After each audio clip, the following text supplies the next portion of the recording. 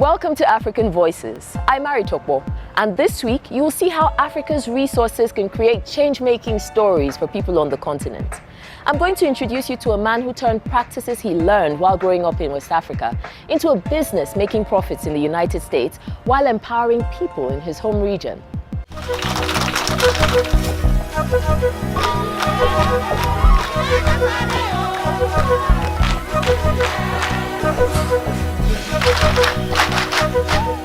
I believe there's something fundamental when we engage with West African communities.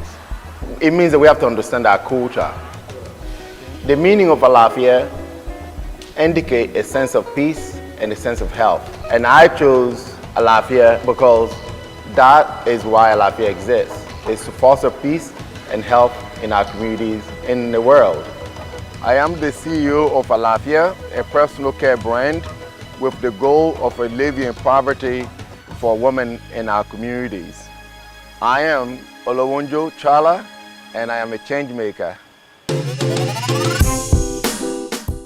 We're on our way to Kede, which is in the eastern part of Ghana, or east of Accra.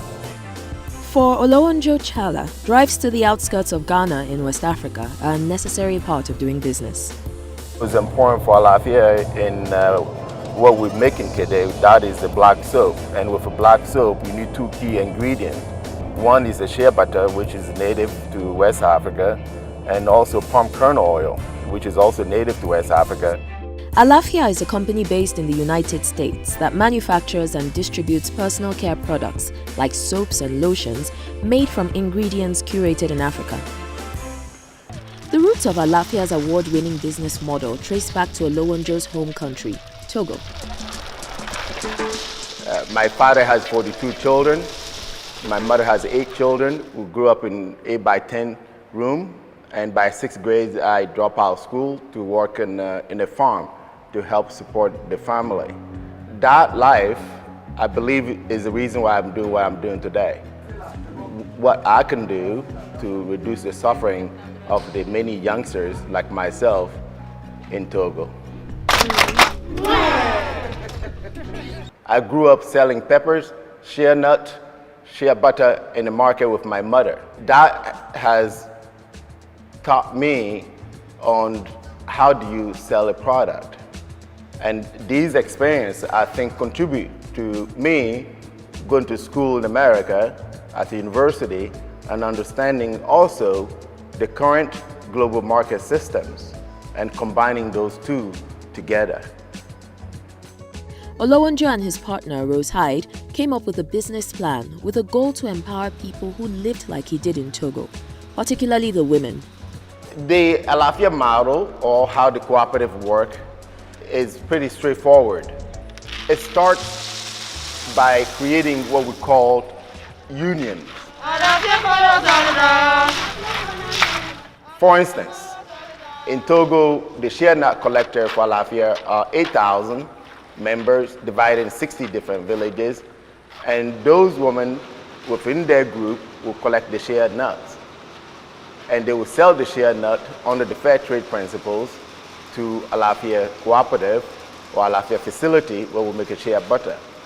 And there, those are done or made in fair trade principles as well. And from there, the shea butter or the black soap or the baskets goes to Olympia, Washington, where we make them into finished goods and distribute them in the natural market in America.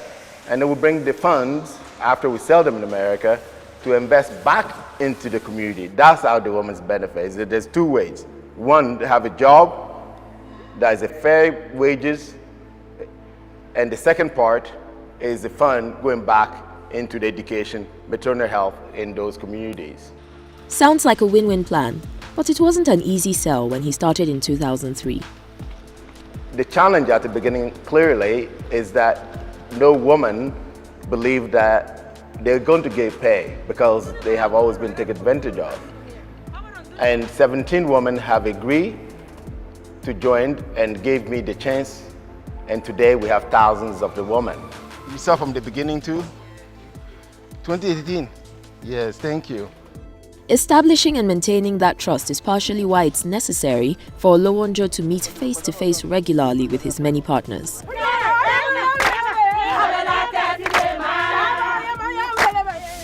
We'll see what that entails and what goes into the production process. Olowo-n'djo Tchala has arrived at one of his company's production facilities in Kade, Ghana. He opened this facility in 2017 after establishing his cooperative business model in Togo. This area is rich with palm oil trees, which are an essential ingredient for his black soap products. Making black soap is something that we do growing up throughout life, but it's a very simple process. Traditionally, here you have the shea butter, and these are handcrafted shea butter, and we have palm kernel oil. And what makes black soap very unique is the fact that you use ash. And after cooking often flame and put the ash in it, we take it to drying. You can see how these rise here. We take it to drying. And this drying process is very important because what it does, it allows for the soap to reach what's called full cure, and that means that will be very gentle on the skin. After the curing process, we pack these soap in bags as you see there, and this gets shipped to the US. Olowo-n'djo doesn't venture here just to check on product. He has to make sure his partners are happy. In this case, it's the chief of the village and his council. I think culture and priority of the communities are important to understand. So meeting the chief was important to see, does it align with Alaffia's objectives? And a simple example, for Alaffia, the intention of setting up in Kede was to provide job for women. However, meeting with the chief, the intention was to create job for the youth. That was always most important to the chief. And I believe that understanding the priorities and following the cultural norms, it makes it inclusive, that the community is being included in the process of establishing, even if with a good intention. Part of Alaffia's business model is to invest heavily back into the communities with which they partner. One of the biggest projects that Alaffia invests in is maternal health. So to this date, Alaffia has invested and paid for safe birth of over 6,000 babies. Equally important is the education of our young sisters. So to this day, Alaffia has built 15 schools, mostly in Togo. In addition to these, we have 10,000 bicycles in the distribution for young girls so that they don't have to walk a long distance to school, so that they can have a better chance of continuing their education. Alaffia has established cooperatives with several villages in Togo and Ghana and continues to expand. Opening another facility means meeting with another chief for his blessing. Lots of organizations come with a colonial mentality. I want to set these up. They see the president, they see the minister, they go and they set up. The village doesn't really understand why they're there. And to me, I think if you truly want to impact the community, the village needs to be part of understanding what they need the most.